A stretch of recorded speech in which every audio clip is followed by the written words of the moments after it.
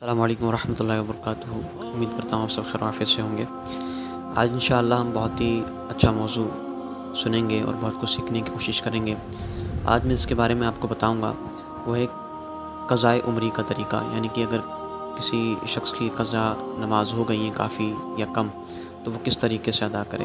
اولاً تو ہمارے ذہن میں یہ بات رہنی چاہیے کہ جتنی جلدی ہو سکے اتنی جلدی نمازوں کو ہم ادا کر لیں۔ مان لیجیے اگر کسی نے شروع سے ہی کوئی نماز نہیں پڑھی، اب اس کو خیال آیا، توفیق ملی کہ بھئی مجھے نماز پڑھنی چاہیے، ٹھیک ہے، تو اب اس کے لیے حکم یہ ہے کہ وہ قضا جب پڑھے گا، اپنی قضا عمری جب شروع کرے گا، تو جب سے وہ بالغ ہوا تب سے اس دن تک کا حساب لگا لے۔ اگر وہ عورت ہے تو 9 سال سے حساب لگائے، جب اس کی عمر 9 سال تھی، اور اگر وہ مرد ہے تو اس کو چاہیے کہ 12 سال سے وہ حساب لگانا شروع کرے۔ فار ایگزامپل مان لیجیے اس کی عمر 20 سال ہے اور یہ فیمیل ہے، تو اب یہ 9 سال سے حساب لگائے، اس طریقے سے یہ 11 سال کی قضا عمری کرے۔ اور اگر یہ 20 سال کا لڑکا ہے تو اس کو چاہیے کہ اب 12 سال سے اگر یہ حساب لگائے گا تو یہ 8 سال کی قضا نمازوں کو ادا کرے۔ اب مان لیجیے کہ کچھ سال نماز پڑھی تھی، کچھ سال نہیں پڑھی، یعنی کہ کنٹینیوسلی نماز کو نہیں ادا کیا گیا، تو اب قضا کرنی ہے۔ تو اس کا طریقہ کار یہ ہوگا کہ تحری کریں، یعنی کہ غور و فکر کریں کہ میری کتنی نمازیں قضا ہوئی ہوں گی، ٹھیک ہے۔ ایک آئیڈیا کر لیں، جہاں پر دل آپ کا جمے اس کو فکس کر لیں۔ فار ایگزامپل مان لیں 4 سال کی نماز نہیں پڑھی ہوں گی میں نے، تو اب 4 سال کا حساب لگا لیں، ٹھیک ہے۔ اس طریقے سے جہاں آپ کا دل جم جائے پھر اتنی نمازوں کو آپ قضا کیجیے۔ قضا عمری آپ اس طریقے سے بھی ادا کر سکتے ہیں کہ پہلے آپ تمام اپنی فجریں جو آپ کی قضا ہوئی ہیں ان کو ادا کر لیں، پھر ظہر کو ادا کر لیں، پھر جو نمازیں عصر جتنی بھی آپ کی قضا ہوئی ہیں ان کو، پھر مغرب کو، پھر عشاء کو، اس طریقے سے بھی کر سکتے ہیں۔ اور ایسا بھی کر سکتے ہیں کہ آپ ایک بار میں فجر، ظہر، عصر، مغرب، عشاء پڑھیں، پھر دوبارہ سے فجر، ظہر، عصر، مغرب، عشاء پڑھیں، اس طریقے سے بھی آپ کر سکتے ہیں، ٹھیک ہے۔ کل ملا کے یہ ہے کہ آپ ترتیب سے سیکوینس وائز کرتے ہیں تب بھی ٹھیک ہے۔ اگر آپ سیکوینس کو چینج کرتے ہیں، جیسے کہ میں نے مثال دی پہلی والی، تو آپ اس کو بھی اپلائی کر سکتے ہیں۔ دونوں صورتوں میں آپ کی نمازیں ادا ہو جائیں گی انشاءاللہ۔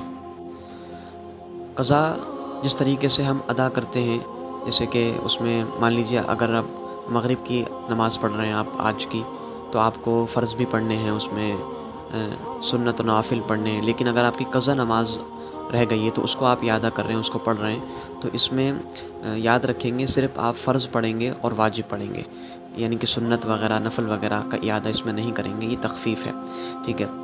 یعنی کہ ایک دن کی جو نماز ہوگی وہ 20 رکعتیں ہوں گی، 2 فرض کی ہوں گی فجر کے، اور 4 فرض ہوں گے ظہر کے، پھر اس طریقے سے 4 عصر کے ہوں گے، اور 3 مغرب کے فرض ہوں گے، 4 عشاء کے فرض ہوں گے، اور 3 وتر عشاء کے ہوں گے۔ تو اس کو جب ملائیں گے تو یہ 20 رکعتیں ایک دن کی بن جائیں گی۔ تو آپ نے سنت وغیرہ، نفل وغیرہ ادا نہیں کرنی، صرف فرض ادا کرنی اور وتر کو ادا کرنا ہے۔ اب بہت سارے لوگ کنفیوز ہوتے ہیں کہ بھئی نیت کیسے کریں نماز میں، تو بہت ہی سمپل سا میں طریقہ بتاتا ہوں، آپ کنفیوز نہ ہوں۔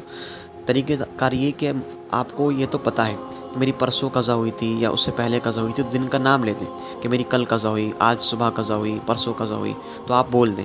لیکن اگر آپ چونکہ قضا عمری پڑھیں گے تو ایک زیادہ تعداد میں پڑھیں گے آپ، تو اب آپ کے لیے طریقہ کار یہ ہے آسان کہ آپ نیت کریں کہ سب سے پہلی جو میری قضا ہوئی میں اس کو ادا کرتا ہوں۔ اس میں فجر، ظہر، عصر، مغرب، عشاء کا نام انکلوڈ کرتے رہیے گا، انشاءاللہ ساری نمازیں ادا ہوتی رہیں گی، ٹھیک ہے۔ فار ایگزامپل آپ فجر کی 2 فرض پڑھ رہے ہیں قضا، تو یہ نیت کر لیں سب سے پہلے فجر جو مجھ سے قضا ہوئی اس کو ادا کرتا ہوں یا کرتی ہوں، ٹھیک ہے۔ پھر آپ اللہ اکبر کہتے ہوئے آپ نیت باندھ لیں گے، اور ہر نماز میں آپ اسی طریقے سے نیت کرتے رہیں گے، سب سے پہلے والے لفظ لاتے رہیں گے۔ اچھا، جن کی کثرت کے ساتھ جو ہے قضا ہوئی ہیں، تو ظاہر سی بات ہے اگر کمپلیٹلی ہی نماز کا طریقہ ان کے اندر انوالو رکھا جائے تو بہت دشواری بھی ہو سکتی ہے، تو اس لیے تخفیف شریعت کی طرف سے ملی ہے، وہ یہ ہے کہ رکوع اور جب سجدہ کریں گے آپ، ٹھیک، اولاً تو آپ نے نیت باندھنے کے بعد آپ فجر کی نماز پڑھ رہے ہیں مان لیجئے، پھر میں 4 فرض کی طرف آتا ہوں، لیکن 2 فرض کا آپ سمجھ لیجئے پہلے۔ آپ مان لیجئے فجر کی نماز پڑھ رہے ہیں 2 فرض قضا، تو آپ نے نیت باندھنے کے بعد جس طریقے سے آپ قرات کرتے ہیں اس طریقے سے پڑھیں گے، سورت وغیرہ ملائیں گے سورہ فاتحہ کے بعد، ٹھیک ہے، وہ سارا کریں گا۔ لیکن آپ جب رکوع میں جائیں گے اور جب سجدے میں جائیں گے تو 3 بار کی جگہ، تسبیحات کی جگہ آپ 1 بار کہہ لیں۔ جو آپ سبحان ربی العظیم 3 بار کہتے ہیں رکوع کے اندر، وہ 1 بار کہہ لیجئے۔ سبحان ربی الاعلیٰ جب آپ 3 بار کہتے ہیں سجدے میں، وہ آپ 1 بار کہہ سکتے ہیں۔ لیکن یاد رہے یہ صرف تخفیف قضا نمازوں کے ساتھ ہے، ادا نمازوں کے ساتھ نہیں ہے۔ اب آپ سلام پھیرنے والے قاعدے میں یعنی قاعدہ آخرہ میں بیٹھیں گے تو آپ التحیات مکمل پڑھیں گے، اس میں کوئی تخفیف نہیں ہے۔ لیکن جب آپ درود پاک پڑھیں گے تو آپ کو صرف اتنا کہنا ہے اللہم صلی علی محمد و آلہ، اتنا کہہ کر کے آپ سلام پھیر دیں گے، ٹھیک ہے۔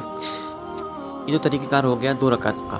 اب مان لیجیے آپ 4 رکعت کو ادا کر رہے ہیں تو 4 رکعت میں سبحان ربی العظیم اور سبحان ربی الاعلیٰ کا طریقہ یہی رہے گا کہ 3 کی جگہ 1 بار کہیں گے، اور جو پہلی اور جو دوسری رکعت رہے گی اسٹارٹنگ کی فرض کی 4 رکعت والی کی، اس میں آپ پہلے کی طرح آپ الحمد شریف کے بعد سورت ملائیں گے، ٹھیک ہے۔ لیکن جو تیسری اور چوتھی رکعت ہوگی اس میں آپ الحمد شریف کی جگہ صرف اور صرف سبحان اللہ 3 بار کہہ کر رکوع کر لیں۔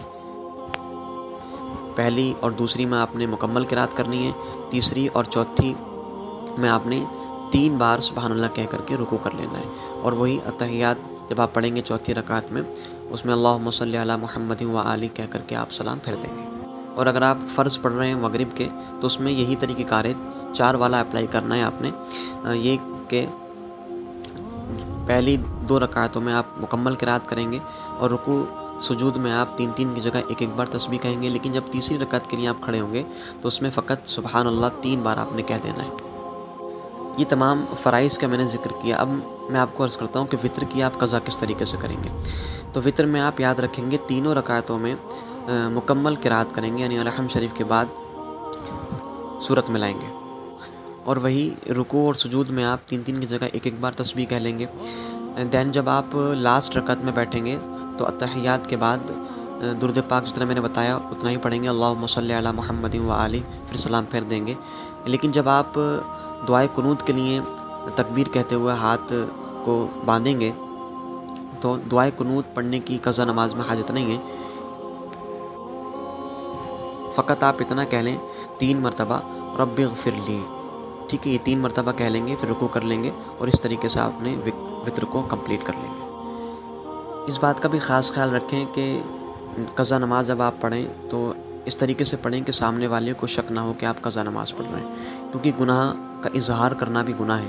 ایک تو ہم نے نماز کو چھوڑا، وہ گناہ ہے، اب دوسرے والے کو ہم جتا رہے ہیں کہ بھئی ہم نے گناہ کر دیا، تو یہ بھی ایک گناہ ہے، مکروہ تحریمی کے ضمن میں آتا ہے، یہ بھی گناہ ہے۔ تو آپ اس طریقے سے نماز کو پڑھیں کہ آپ پر سامنے والا، چاہے آپ شام میں پڑھیں، صبح میں پڑھیں، دوپہر میں پڑھیں، جب بھی آپ پڑھیں اس بات کا خاص خیال رکھیں کہ آپ پر یہ کوئی نہ بولے کہ آپ کیا قضا نماز پڑھ رہے ہیں، شک نہ ہونے دیں۔